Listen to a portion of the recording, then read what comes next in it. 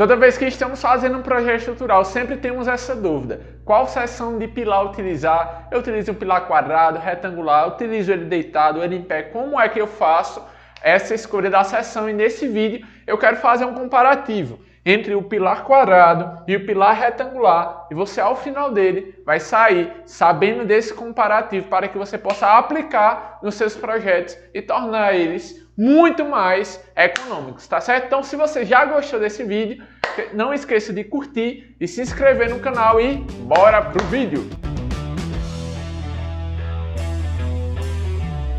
Nós vamos fazer um comparativo muito simples. Dois pilares aqui, bem simples, submetidos à carga axial. Esse primeiro pilar aqui é um pilar retangular, um pilar quadrado, e esse segundo pilar aqui é um pilar retangular. Esse daqui, ele tem 30 por 30 de dimensão, tá? E esse outro, ele tem 15 por 60.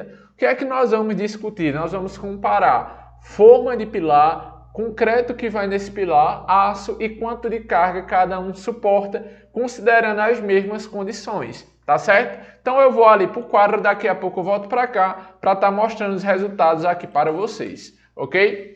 Vamos lá! Primeiro, aqui o pilar quadrado, 30 por 30, a gente vai considerar eles com um comprimento de 4 metros, o pilar, e o outro 15 por 60. Primeiro comparativo que nós vamos fazer, volume de concreto. Eu escolhi dois pilares em que a área é igual, tá? Eu peguei a mesma área para que seja uma comparação justa. Se a gente fazer aqui a multiplicação, vamos dar 90 centímetros quadrados de área e aqui também 90 centímetros quadrados de área, tanto quadrado quanto retangular. Logo, o volume de concreto vai dar 0,36 metro cúbico. Botei metro quadrado aqui, metro cúbico de concreto, tá? Volume de concreto é 0,36 metro cúbico e tanto o pilar quadrado quanto o pilar retangular, eles têm o mesmo volume. Então, se eu for fazer um quadrado ou retangular, eles vão gastar a mesma coisa. Primeiro ponto. Agora vamos ver o ponto da forma, que é um ponto em que onera muito os meus pilares, porque associado à forma, o material, você fazer seu pilar com madeirite ou com tábua, está associado ali mão de obra de carpintaria. Isso encarece muito a sua obra. Então, se você for ver aqui a forma, calculando o perímetro desses dois, o perímetro do pilar quadrado, que vai dar 4 vezes 30, 4 lados, vai dar 120 centímetros. Já esse outro aqui vai dar diferente, vai dar 150 centímetros. O pilar retangular ele vai ter um perímetro maior. Se ele tem um perímetro maior, ele tem uma área de forma maior, que é 25% a mais de forma que o pilar quadrado. Você pode pensar, mas é pouco. Não é pouco, principalmente quando você considera uma obra que tem vários pilares. Quando você vai juntando ali, vai dar um acréscimo muito maior. Então, forma vai gastar mais o pilar retangular. Concreto, os dois são iguais e forma vai gastar mais o retangular. Agora vamos para outro ponto, que é quanto de carga cada um resiste, considerando o mesmo comprimento e o mesmo FCK. O que é que acontece? A gente só vai considerar aqui carga axial, não vou considerar momento, nem cortante, só carga axial. Aqui, no que se diz carga axial, o meu pilar quadrado, sem considerar o peso próprio dele, ele suporta 56 toneladas. Já o meu pilar retangular, sem considerar peso próprio, vai suportar somente 35. Por que, Walter, só vai suportar 35? Porque o pilar quadrado, ele tem os lados aqui maiores, né? Esse aqui tem 15 e esse aqui tem 30. O menor lado dele é maior. Consequentemente, quando eu pensar aqui em flambagem, esse pilar aqui, ele é mais esbelto do que esse, nesse lado aqui de 15 centímetros. Então, a tendência é ele flambar mais facilmente. Logo, ele vai resistir menos carga porque ele flamba antes, mesmo eles tendo a mesma área. Porque se você pensar, o que é que a gente lembra lá da faculdade? Tensão é força sobre área. Se eu tenho o mesmo FCK e tenho a mesma área, eles vão resistir à mesma força. Porém, como eu tenho um fenômeno chamado flambagem, ele vai romper antes de chegar à força que que ele suportaria. No quesito área, eles suportam a mesma força. A mesma força, porém, como a geometria deles é diferente, eles vão suportar mais porque ele vai flambar antes, certo? Por causa desse lado aqui de 15 centímetros, acaba tornando ele muito esbelto. Logo, o pilar quadrado, ele resiste 60% a mais de carga do que o pilar retangular. Vejam, ele vai gastar a mesma coisa de concreto, o retangular vai gastar 25% a mais de força e ele resiste 60% a menos do que o outro, né? Do que o pilar quadrado. Então você já vê que o pilar retangular, ele muitas vezes não é a melhor opção, apesar de que às vezes nós temos que utilizar ele por causa das exigências arquitetônicas. Mas daqui a pouco eu vou falar um momento que é interessante estar utilizando o pilar quadrado e que também pode ser possível você estar utilizando, beleza? Agora eu vou considerar o aço. Eu vou voltar aqui para o computador e você vai ver que aqui, quando calculamos aqui com a mesma carga, cada um vai dar um resultado diferente. Mesma carga, mesmo comprimento, mesmo tudo, cada um vai dar um resultado diferente em relação a aço. Se você olhar aqui, esse vai precisar de 4 barras de meia com a mesma carga. Eu considerei 35 toneladas nesse e 35 toneladas nesse P2 aqui, ó, 35 toneladas. Se você for olhar, esse aqui, ele vai ter 16 barras de 16. Olha a quantidade de barra aqui. Se você for olhar aqui no 3D, olha a quantidade de barra nesse pilar aqui, ó. São muitas barras mesmo, muitas barras mesmo, tá certo? Então, aqui é a quantidade de barra aqui no pilar e no outro pilar a quantidade de barras é isso aqui, ó. 4 barrinhas só de meia, tá certo?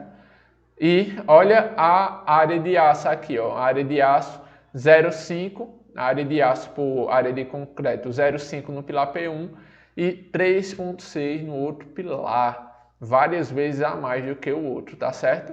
Isso porque por causa da flambagem aqui também, né? Para proteger a flambagem. Se a gente for fazer o comparativo aqui, novamente, o que é que vai acontecer? Esse aqui gastou 4 barras de meia, esse outro aqui 16 barras de 16. Logo, eu tenho um acréscimo com a mesma carga. Eu considerei essa carga aqui, né, que é a carga máxima que o pilar retangular ele aguenta. Com a mesma carga, o pilar quadrado, ele suporta, ele precisa de 4 barras de meia e esse vai precisar de 16 barras de 16, tendo um acréscimo de 640%, 6 vezes mais do que o outro. Então, se você for olhar, pilar retangular, no quesito carga axial de compressão, ele geralmente vai sair pior do que o pilar quadrado. Como eu falei, dependendo da arquitetura, às vezes você vai precisar colocar o pilar retangular para ficar escondido dentro da parede. Porém, tem algumas situações que às vezes é interessante. Vou deixar essa dica aqui para o final. Às vezes é interessante você utilizar o pilar quadrado. Em que situação, Walter? E também, às vezes, esse aqui é melhor do que o outro, tá? Aqui eu estou só considerando carga axial. Na situação onde eu tenho, por exemplo, um pilar central. Quando eu tenho um pilar que vem a viga aqui, vem a outra viga aqui, vem a outra viga aqui, nesse caso aqui, ó, que eu tenho vigas cruzando aqui e nenhuma viga para no pilar, mas todas são contínuas, nesse caso, a tendência é que os momentos das vigas, eles se anulem. Tanto nesse lado quanto nesse outro lado aqui, ó. Vai ter um lado da viga vai anular o momento da outra. É por causa do contrabalanço. Então, consequentemente, nesses pilares, o momento geralmente é menor nos pilares centrais, tá? No pilar central, que seria esse caso aqui, central, o momento ele é menor. E a carga de compressão é maior, por quê? Porque ele geralmente vai estar no meio da edificação. Como ele está no meio da edificação, ele vai ter uma área de influência muito grande. Tipo, toda essa carga aqui vai vir para ele. E, como a gente sabe lá da faculdade, a tensão aqui é força sobre área.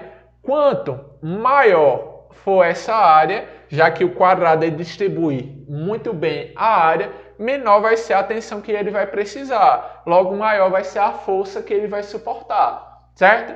Então, em pilares centrais, é extremamente bom e importante você considerar utilizar pilar quadrado. Uma coisa que às vezes eu utilizo é conversar com o arquiteto para uma parede ou outra dentro da arquitetura eu colocar uma parede mais larga. Porque eu fazendo isso eu consigo puxar mais carga para o meu pilar que está central, aliviar os que estão na periferia e consequentemente gastar menos. Por quê? Porque esse pilar central ele vai pegar apenas carga de compressão. Na verdade não apenas, né? Mas mais carga de compressão do que momento, tá certo? Então é uma dica aí que eu posso estar dando para vocês estarem utilizando nos seus projetos, tá certo? Se você gostou dessa dica e ficou até o fim, eu vou pedir para que você coloque central. Se você colocar central, eu vou saber que você ficou até o fim do vídeo e que você gostou também, né? Que é essa dica aqui de pilar central, você utilizar ele quadrado. Em outro vídeo eu posso mostrar quando é interessante estar utilizando pilar retangular, mas nesse caso,